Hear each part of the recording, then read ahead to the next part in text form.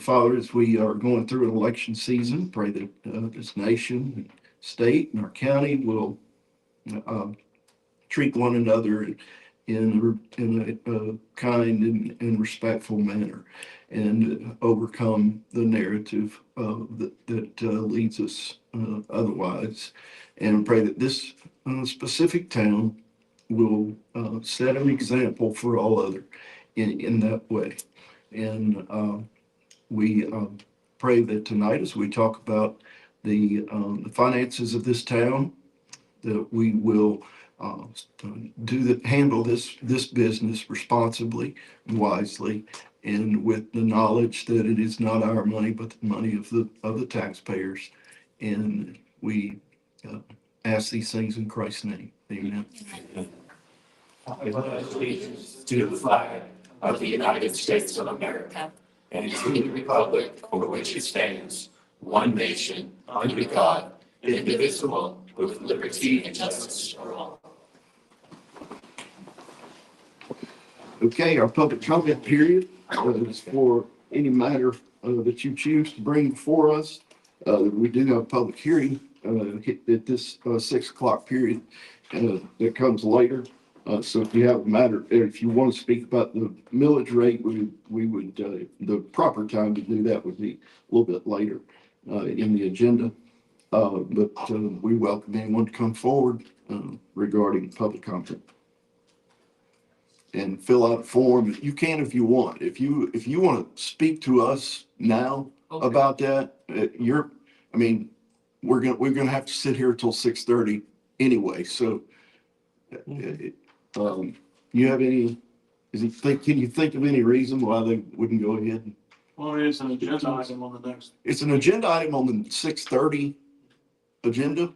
So, probably for the sake of record keeping, why don't we wait until 6:30? That's a good point. But if you want to talk to us about anything else, you can come to us now. Okay. Hearing no public comment, is there a motion to approve the agenda? So moved. Second. We got a motion and a second. Any discussion? All in favor? Aye. None opposed. Okay, now for the actual public hearing. I'm first going to turn to Brandon. This is our last public hearing for this year's millage rate establishment. And so Brandon, I'm going to defer to you. Thank you, sir. The proposal, of course, I'll state again, is to maintain the millage rate of 2.889 mils for what will be the 17th year. Doing so will generate additional revenue of approximately estimated $145,761 over the next year, which represents a 7.81 increase over last year. Moving forward, the proposed tax increase for a home with a fair market value of $475,000 is approximately $41.36 for the year.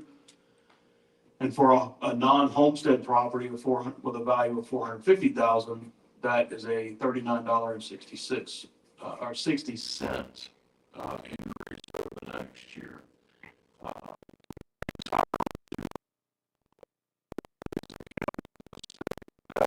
2023, the average millage rate is 6.923.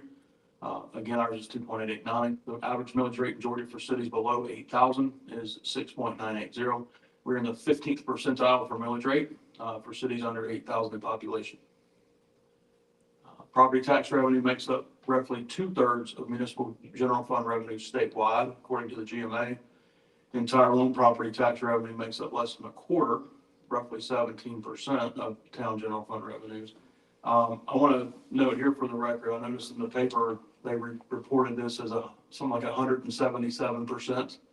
I think they meant to say 17%, but they printed in the paper 177%. So I want to just go on record and say it is 16.91% of the town's general fund revenues for FY25. In FY '24, which ended June 30th of this year, was 9.69. We've relied heavily on our surplus funds to balance our budget for the last several years due to revenue shortfalls, in part because of our low millage rate. Just some of the costs of our for us to do business. Admin and finance, $1.8 million. Law enforcement, $2.6 million. Library, $462,000. Public works, our largest at $5.6 million. That includes road paving and larger projects. Parks and Rec and planning and zoning are just over $500,000 apiece, and then municipal courts are a roughly $300,000 operation. These are actual figures from our FY '25 budget. We are affected, just like everyone else, by the rising costs of doing business, in particular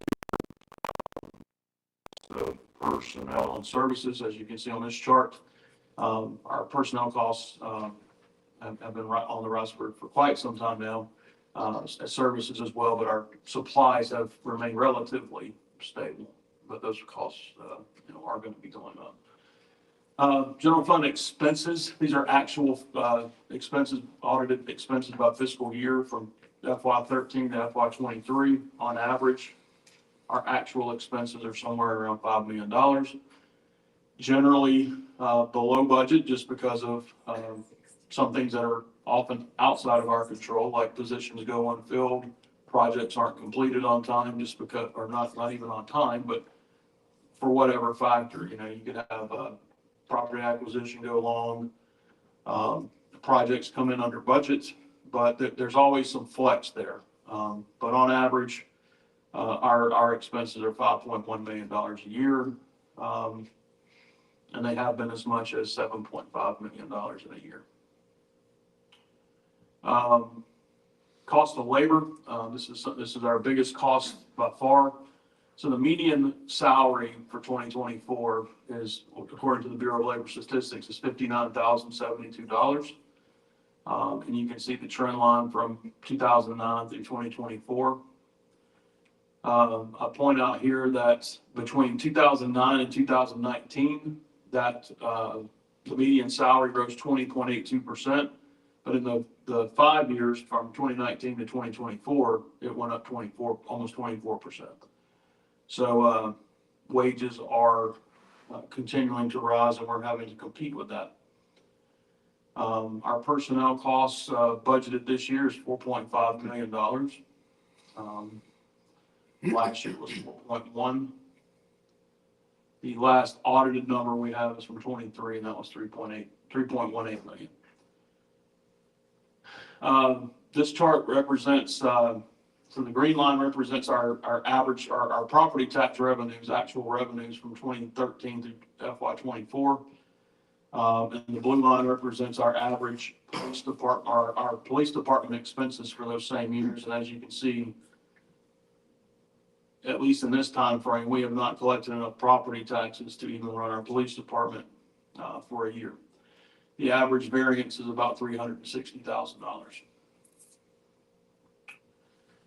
This is a similar comparison. The red line represents our actual general fund expenditures over that time frame compared to our actual property tax revenues.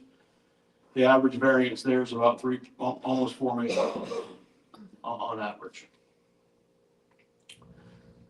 This chart this is what these graphs are based on, and it also shows percentage of coverage.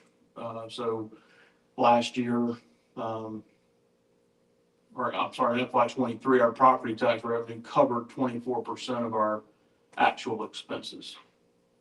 But there's variations there as the years go through. But that's your average variance is $3.9 million. All right, revenue sources, property taxes, again, it's about 17%. Other taxes, 35%.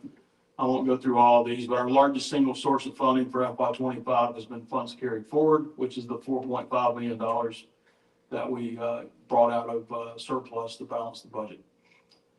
I point out here that this is not a sustainable model. At some point, we're going to get to where we're going to have to figure out a way to increase revenue or cut costs, meaning which would ultimately result in a reduction in services to our citizens. So let's look at the budget without funds carried forward. So if we were to take our $11.8 million budget this year and take the $4.4 million out of that we use to balance it, we would have $7.4 million to work with, leaving the town with only $2.9 million in operating funds after accounting for personnel.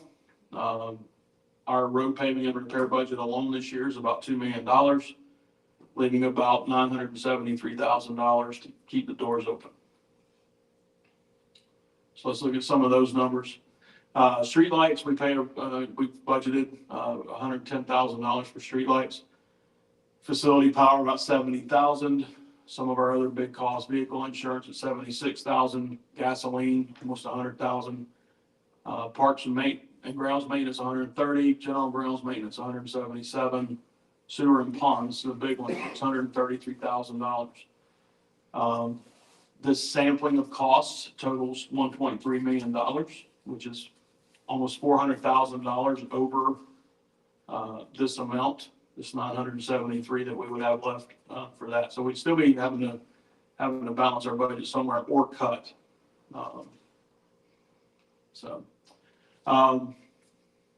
A common statement that we hear is that Tyrone residents pay the highest taxes in the county, and that is true. But you have to look at the big picture. Our citizens do have a higher overall tax bill, but their municipal taxes are much lower than their neighbors in Peachtree City and Fayetteville and most other surrounding cities. It's actually less than 10% of their overall tax bill. We are projected to receive $2 million, a little over $2 million from property taxes over the next year if this proposed rate's adopted. And again, that's about 17% of our revenue. Tyrone's, this is a graphic depiction of our millage rate. So we're at 2.889. Neighboring Peachtree City is about double that, 6.043. Fayetteville, 5.6. Fayette County at 4. They are doing a rollback this year, so it'll be in the 3 range. Brooks, of course, is included, but Brooks provides virtually no services. I don't mean that as a slight to Brooks, but they are a very small town and they just don't provide a lot of services. So on the median home value in Tyrone for 2023, the latest data that I had was $372,700. So you take those millage rates, do the calculation. And in Tyrone, that the citizen with that home is paying us about $430 out of their tax bill. And in Peachtree City, that same home is $900, and in Fayetteville, $841. This is a municipal millage rate comparison for area cities. You can see comparing us to surrounding cities and other similarly situated nearby cities like Sonoma and Grantville. We still have the lowest tax rate. And the tax rates in this area go as high as 12.4 if you're in South Fulton. So this is a similar comparison to 2 slides back on that $372,700 home in Tyrone. Again, $430 to the town. And in other cities, you're pushing, you're over $1,000 in a lot of cases. $683 in Sonoma, $779 in Grantville, $1,800 in South Fulton just for the city. This is a breakdown of the total tax bill on that $372,000 home. And as you can see, the total tax bill, and of course, this does not include homestead exemptions, so the actual taxes paid is going to be lower. But so when we say that we're the highest, in this example, we're the highest by $55.46 if you're comparing us to Peachtree City, or $46.66 if you're comparing us to Fayetteville. Okay. So that's just a good little breakdown for y'all. This is a same breakdown in a pie chart, just showing that the bulk of your taxes, 66.2% of your tax bill goes to the school board. 24% goes to the county through various different taxes, county operations, fire, EMS, and 911. I'll also point out that, I haven't pointed this out in previous discussions, but the Fayette County fire millage rate for last year was high, was it higher? Yeah, it's higher than our millage rate for the town. So they operate one station here, so, yeah. So if approved, again, the millage, if approved to maintain at 2.889, will generate just over $2 million, which is about 145,000 over what we generated last year. And I believe that's the end of the presentation, and I'm here for questions if you have. Anybody have any questions? All right, we'll have a public hearing. Is there anyone here that would like to speak in support of keeping the millage rate the same at 2.889? Hearing none, is there anyone here that would like to speak in opposition to keeping the millage rate the same at 2.889? Hearing none, public hearing is closed. We are not voting now. We will vote at the 6:30 agenda. And so there is no old business or new business. And we now move into public comment again. Anyone would like to speak about it? Okay. And Maybe I do Yes, have one thing I'd like to ask Scott. When are they gonna stop watering Laurelwood? When are they going to stop? It's just mud holes at the mailbox. Yeah, very soon. We finished out the project today, so I expect it to stop. All right, what about all the rolled up grass? Where With the trucks have been running over it. Yeah, but Yeah, we're probably just gonna go out there and pick them up. mainly the mailman, the mail people. Who's paying? Is that It's a the mail. cost of that watering? Is that part of That's our part of it. budget, or are we paying more for that? That's part of their contract. Okay, so I They mean, plant grass, all they those got- times they've been out there, what, 3 or 4 times watering? They've been out there a lot more than that. Oh, They, okay. they water at least 8 times a day. I counted 8 times yesterday. They threw water out. Okay. What's It's gonna just a stop? mud hole. all right. Any other public comments? Staff comments? Any other council comments? That's all I got to, that's about. All right. We have no attorney, so I assume there is no need for executive session. And is there a motion to adjourn until 6:30? We have a motion